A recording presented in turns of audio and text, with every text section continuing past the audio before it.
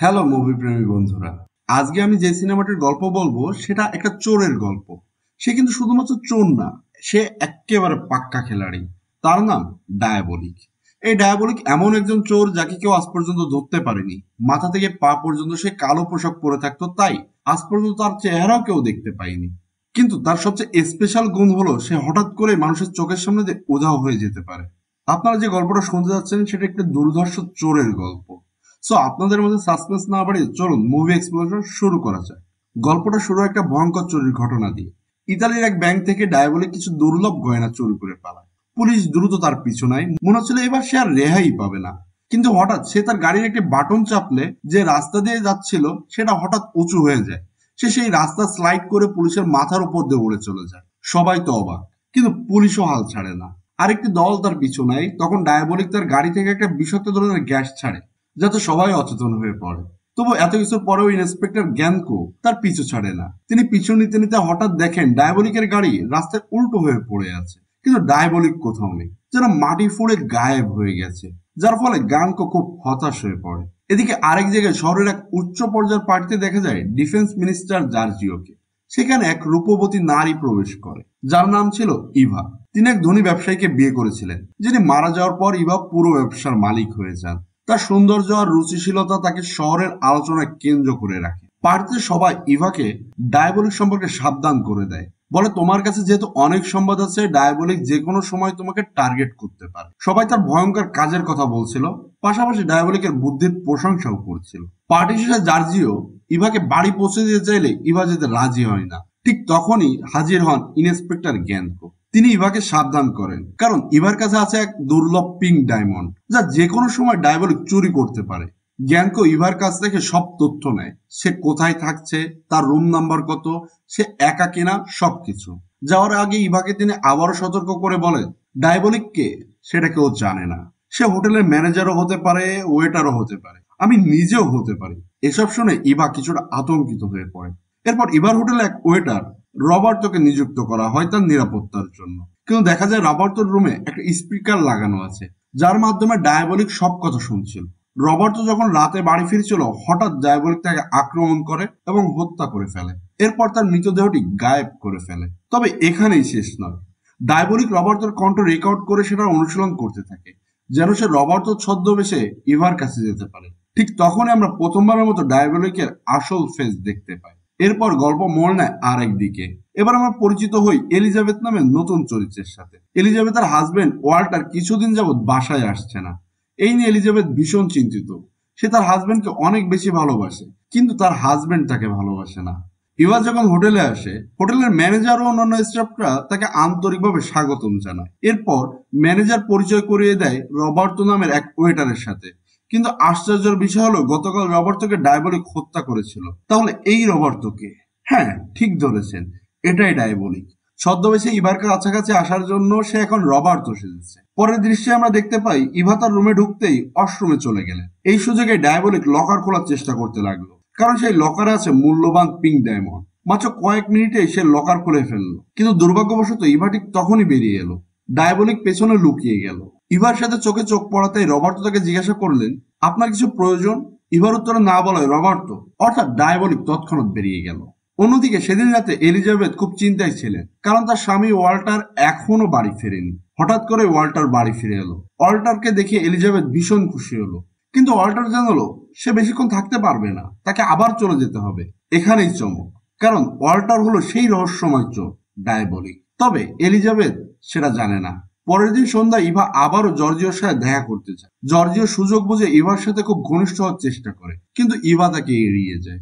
এখানে আমরা জানতে পারি জর্জিও আসলে ইভার ফিয়ন্সে, কিন্তু ইভার চোখ মুখে ভালোবাসার কোনো ছাপ নেই, বরং দুশ্চিন্তার ছাপ স্পষ্ট। রাতের অন্ধকারে ডায়াবলিক আবারও ইভার রুমে প্রবেশ করে, এবং এবার সে ডায়মন্ড চুরি করেই ফেলতো যদি না ইভা হঠাৎ করে আবার রুমে ফিরে আসে। ডায়াবলিক আবার সরাসরি ইভার সামনে আসে, কিন্তু ইভা ডায়াবলিককে অবাক করে দেয়। সে একটুও ভয় পায় না, বরং জানায় রিংটা নকল, আর আসল ডায়মন্ড নাকি সে আগেই বিক্রি করে দিয়েছে। ডায়াবলিক ইভার কথা বিশ্বাস করে না। তখন ইভা ডায়াবলিককে সিরিয়াস করতে শুরু করে, কারণ সবার থেকে ডায়াবলিকের বিষয় জানতে পেরে ডায়াবলিকের প্রতি অ্যাট্রাকশন ফিল করে। ডায়াবলিক এতে কিছুটা দ্বিধায় পড়ে যায়। পরে ডায়াবলিক নিজের লুকানো আস্তানায় নিয়ে গিয়ে রিং পরীক্ষা করে দেখে। ইভা সত্য বলেছে, রিংটা নকল। পরের দিন এলিজাবেথ ঘুম থেকে উঠে বারান্দা থেকে দেখলেন বাগান দিয়ে একটি কালো কোট পরা লোক বের হয়ে যাচ্ছে। তিনি ভয় পেয়ে গেলেন, কারণ লোকটি বাড়ির ভিতরে ঢুকে পড়েছে। কিন্তু না, দেখা গেল ওয়াল্টার এসেছে। ওয়াল্টার থেকে বোঝাতে চাইলো এলিজাবেথ কিছু ভুল দেখেছে, কারণ সেদিন এলিজাবেথ একটু ড্রিঙ্কসও করেছিল। সকালে ইভা দেখে তার সেই রিং ডায়াবলিক ফিরিয়ে দিয়েছে। সে কিছুতেই বিশ্বাস করতে পারছিল না যে ডায়াবলিক আবার হোটেলে ঢুকে এটা রেখে যেতে পারে। কৌতূহলবশত সে রবার্তোকে ডাকলো। রবার্তো এলো, আর তখনই ঘটলো আরেকটি চমক। ডায়াবলিক রবার্তোর ছদ্মবেশ চেহারা খুলে তার আসল চেহারা দেখালো। এই প্রথম কাউকে ডায়াবলিক স্বেচ্ছায় তার মুখ দেখালো। কিন্তু কেন? কেন ইভার সামনে নিজের মুখ দেখালো ডায়াবলিক? আসলে ইভা তার প্রতি দুর্বলতা প্রকাশ করেছিল এবং ডায়াবলিকও তার প্রতি কিছুটা বিশ্বাস জন্মাতে শুরু করেছিল। এভাবেই তাদের মধ্যে ঘনিষ্ঠতা তৈরি হয়। তখন ইভা বলে সে জার্জিওকে বিয়ে করতে চায় না, কিন্তু বাধ্য হয়ে সে বিয়েটা করছে, কারণ জার্জিওর হাতে ইভার কিছু গোপন তথ্য আছে। সে হুমকি দিয়েছে যদি ইভা তাকে বিয়ে না করে তাহলে সে এগুলো ফাঁস করে দিবে। ডায়াবলিক তাকে আশ্বাস দেয় যে 24 ঘন্টার মধ্যে ডকুমেন্টগুলো সে ইভার হাতে তুলে দেবে। এরপর সে তাকে একটি ক্যাফের ঠিকানা দেয় যেখানে তারা দেখা করবে। ঠিক তখনই হোটেলের ম্যানেজার রবার্তোর খোঁজ নিতে আসে, কারণ রবার্তো নাকি ইভার রুমে ঢোকার পর আর বের হয়নি। ম্যানেজার দরজা ধাক্কা দিতে লাগলে ইভা কোনো উপায় না দেখে ডায়াবলিককে আলমারিতে লুকিয়ে ফেলে এবং দরজা খুলে ঘুম ভাঙার ভান করে। ম্যানেজার ঘরে ঢুকে খোঁজাখুঁজি করতে লাগে রবার্তোকে। ইভা বুঝতে পারে ম্যানেজারের সন্দেহ হয়েছে। ডায়াবলিক তখন লকার রুমে আলমারির ভেতর লুকিয়েছিল। সামান্য ভুল হলে ডায়াবলিক ধরা পড়ে যাবে। তাই ইভা নিজের উপস্থিত বুদ্ধি দিয়ে দ্রুত ম্যানেজারকে ভুল পথে চালিত করে। সে হালকা এসে বলে, স্যার, আপনি কি নিশ্চিত যে অষ্টমী কেউ ঢোকেনি? এই বিল্ডিং এ কেউ লুকিয়ে থাকলেও থাকতে পারে। কথাটা এমন ভাবে বলে যে ম্যানেজার নিজে দ্বিধায় পড়ে যায় এবং ওয়াশরুম চেক করতে চলে যায়। এই সুযোগে ইভা দ্রুত ডায়াবলিককে আলমারি থেকে বের করে। তার চেহারায় কোনো ঘাবড়ে যাওয়া নেই, বরং অদ্ভুত আত্মবিশ্বাস। সে চোখের ইশারায় ডায়াবলিককে বের করে নিয়ে এসে করিডোর ধরে অন্য রুমের দিকে পাঠিয়ে দেয়। তারপর নিজে আগের মতোই আচরণ করে যেন কিছুই ঘটেনি। অন্যদিকে এলিজাবেথ এখনো অস্থির। তার মনে হচ্ছে গত রাতে সে কিছু ভুল দেখেনি, কিছু একটা ছিল। তাই আর দেরি না করে সে বাড়ির পেছনের বাগানে গিয়ে খুঁজতে থাকে সেই রহস্যময় পথ। অনেক খোঁজাখুঁজির পর হঠাৎ তার পা একটি পাতলা বোতামের উপর পড়ে। সঙ্গে সঙ্গেই ঘাসের নিচ থেকে ধীরে ধীরে উঠে আসে একটি গোপন দরজা। দরজা খুলে গেলে নিচে নামে এলিজাবেথ। ভেতরে অন্ধকার, কিন্তু বাতাসে এক ধরনের রাসায়নিক গন্ধ। দেয়ালে সাজানো নানা রকমের মুখোশ, মানুষের মুখোশের আদলে তৈরি। মেঝেতে পড়ে আছে পরীক্ষার নানা কাচের নল, সিরিঞ্জ, কিছু রহস্যময় তরল। এলিজাবেথ ভাবতে থাকে, এটা ডায়াবলের আস্তানা না তো? তবে এখানেই সবচেয়ে বড় চমক ঘটে। একটি ক্যামেরার স্ক্রিনে এসে দেখতে পায় একটি ভিডিও চলছে, যেখানে তার স্বামী একটি মুখোশ খুলছে এবং নিচ থেকে বেরিয়ে আসছে ডায়াবলের সেই পরিচিত মুখ। তৎক্ষণাৎ এলিজাবেথ পুলিশকে খবর দেয়। ইন্সপেক্টর গ্যানকো তার দল নিয়ে সেখানে হাজির হয়। সবকিছু বিশ্লেষণ করে তারা নিশ্চিত হয় ডায়াবল আর কেউ নয়, এলিজাবেথের স্বামী ওয়াল্টার। এদিকে ডায়াবলিক একটি বোতাম চেপে পাহাড়ের গায়ে লোকানো পাথর খুলে তার গোপন আস্তানার দিকে আসতে থাকে, কিন্তু সে জানতে পারে না সেখানে তার জন্য ঠিক কি অপেক্ষা করছিল। ডায়াবলিক কিছু বুঝে ওঠার আগেই ইন্সপেক্টর গ্যানকো তাকে ঘিরে ফেলে। অতীতের সবকিছু যেন আজ থেমে যায় এক মুহূর্তে। ডায়াবলিক গ্রেফতার হয়। খবরটা ছড়িয়ে পড়ে শহর জুড়ে।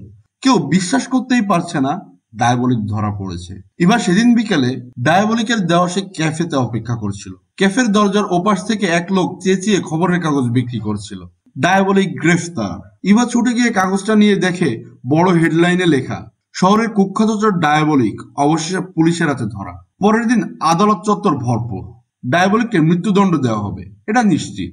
ডায়াবলিক যখন কোর্টরুমে প্রবেশ করে, ইভা গ্যালারিতে বসে থাকে। চোখে জল নেই, শুধু গভীর দৃষ্টি। সে চায় ডায়াবলিক তার দিকে তাকাক, কিছু বলুক, কিন্তু ডায়াবলিক একটিবারও তার চোখের দিকে তাকায় না। ডায়াবলিক ইভাকে বাঁচাতে চায়, তাই ডায়াবলিক কোনো স্পর্শ, কোনো ইশারা দিয়ে ইভার সাথে যোগাযোগ করে না, কারণ পুলিশ যে কোনো কিছু থেকে ইভার উপর সন্দেহ করতে পারে। জজ ডায়াবলিককে মৃত্যুদণ্ড দেয়, কিন্তু রায় শোনার পরও ডায়াবলিকের চোখে কোনো ভয় নেই, কোনো অনুশোচনা নেই, যেন সে অনেক আগেই জানতো তার জন্য এটা অনিবার্য। ইভা আদালত থেকে বের হয়ে যায়, কিন্তু তার গন্তব্য হোটেল নয়। একটা পুরনো দালানের সামনে দাঁড়িয়ে সে একটি নির্দিষ্ট ইটে চাপ দেয়। দেয়াল খুলে যায়, ভেতর থেকে একটি কালো গাড়ি প্রস্তুত হয়। ইভা সেটিতে উঠে ডায়াবলিকের গোপন আস্তানায় যায়। সেখানে গিয়ে সে দুটি কেমিক্যাল টিউব সংগ্রহ করে, একটি ঘুম পাড়ানোর জন্য, অন্যটি চেতনা নষ্ট করার জন্য। তবে শুধু রাসায়নিকে নয়, সেখানে রাখা ছিল মুখোশ, যেগুলো তৈরি ছিল জর্জিও ও ডায়াবলিকের মুখের আদলে। ডায়াবলিক আসলে সব পরিকল্পনা আগেই করে রেখেছিল। সেদিন আদালতের আগে ইভা ডায়াবলিকের সাথে দেখা করতে চায়, জর্জিওর কাছেও অনুরোধ করে। জর্জিও রাজি হয় না, কিন্তু ইভা তার দুর্বলতা জানে। সে জর্জিওকে ব্ল্যাকমেল করে বলে সে যদি দেখা করার অনুমতি না দেয় সে জর্জিওকে ছেড়ে যাবে। জর্জিও শেষ পর্যন্ত রাজি হয়। এরপরের ঘটনাগুলো নিখুঁত নাটক। ডায়াবলিক, ইভা আর জর্জিও একই রুমে থাকে। সেখানে ইভা জর্জিওকে প্রথম ড্রাগ খাওয়ায়। সে তখনই অচেতন হয়ে পড়ে। ডায়াবলিকের মুখোশ তার মুখে পড়ায় এবং ডায়াবলিক জর্জিওর মুখোশ পরে বেরিয়ে আসে। অবশেষে ফাঁসির দিন।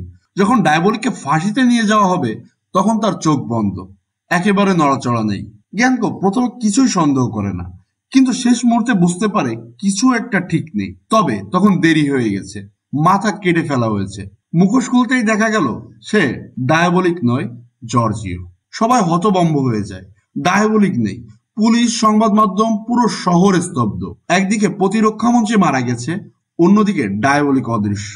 কিন্তু প্রশ্ন থেকে যায়, এত নিরাপত্তা পেরিয়ে সে গেল কোথায়? পরের দৃশ্যে আমরা দেখতে পাই ডায়াবলিক তার গোপন আস্তানায় ভূগর্ভস্থ টানেল দিয়ে ব্যাংকে প্রবেশের প্রস্তুতি নিতে থাকে। তবে সে জানতো এই পথে সহজে ঢোকা যাবে না। সেখানে সেন্সর বসানো আছে যা শব্দ ও চলাচল শনাক্ত করতে পারে, কিন্তু সেই সেন্সরও ডায়াবলিকের চেয়ে বুদ্ধিমান নয়। ডায়াবলিক খুব ঠান্ডা মাথায় একটি পানির পাইপ খুলে দেয় যাতে টানেলের মধ্যে দিয়ে পানি বের হয়ে আসে এবং সেন্সর সেই পানির শব্দে বিভ্রান্ত হয়ে যায়। এতে সেন্সর আর তার গতিবিধি বুঝতে না পারে। অতবার নিঃশব্দে ও নিখুঁতভাবে ডায়াবলিক ব্যাংকে ঢুকে পড়ে। ব্যাংকের ভিতর ঢুকে সে দ্রুত কাজ শেষ করে এবং চুরি করে আরেকটি বিকল্প রুটে বেরিয়ে আসে। কিন্তু ঠিক তখনই সামনে হাজির হয় পুলিশ। একাধিক অফিসার তাকে ঘিরে ফেলে। ডায়াবলিক বুঝে যায় এখান থেকে বের হওয়া সহজ হবে না, তবুও সে হাল ছাড়ে না। সে আত্মরক্ষার্থে 2 পুলিশ অফিসারকে হত্যা করে এবং দৌড়ে পালানোর চেষ্টা করে। ঠিক তখনই সামনে হাজির হয় ইন্সপেক্টর জ্ঞানকো। ডায়াবলিক থেমে যায়। তার মনে পড়ে এই মানুষটা তার পেছনে বছরের পর বছর ছায়ার মতো লেগে আছে। এবার মনে হয় পালানোর আর কোনো রাস্তা নেই। জ্ঞানকো আর কোনো সুযোগ দেয় না। সে গুলি চালায়। ডায়াবলিক পড়ে যায়। সবাই ভাবে শেষমেশ ডায়াবলিক ধরা পড়ে গেল, কিন্তু ঘটনা তখনই মোড় নেয়। পেছন থেকে হঠাৎ একটি গুলি আসে ঠিক জ্ঞানকোর গায়ে। জ্ঞানকো ধাক্কা খেয়ে পড়ে যায় এবং তার চোখে অবিশ্বাসের ছাপ। কে গুলি করলো? উত্তর একটাই, ইভা। সে জানতো ডায়াবলিক একাই বিপজ্জনক মিশন শেষ করতে পারবে না, তাই সে গোপনে তাকে অনুসরণ করে এবং ঠিক সময়ে ডায়াবলিককে উদ্ধার করে। ডায়াবলিক ইভাকে দেখে অবাক হলেও এক মুহূর্তে বুঝে যায় এই মেয়েটি তার জন্য নিজের জীবন ঝুঁকিতে ফেলতেও রাজি। জ্ঞানকো আহত অবস্থায় পড়ে থাকে আর ডায়াবলিক ও ইভা অন্ধকারে মিলিয়ে যায়। শেষ দৃশ্যে আমরা দেখতে পাই একটি সমুদ্রের তীর। সূর্য ডুবে যাচ্ছে, বাতাসে নরম শীতলতা। ডায়াবলিক ও ইভা একসাথে হাঁটছে। এই মুহূর্তে তারা সবকিছু থেকে মুক্ত, একে অপরকে ছাড়া আর কিছু চায় না। ডায়াবলিক ইভাকে ইমপ্রেস করতে তার জন্য আসল পিঙ্ক ডায়মন্ড এনে দেয়, কিন্তু ইভা তা হাতে নিয়ে হেসে ফেলে।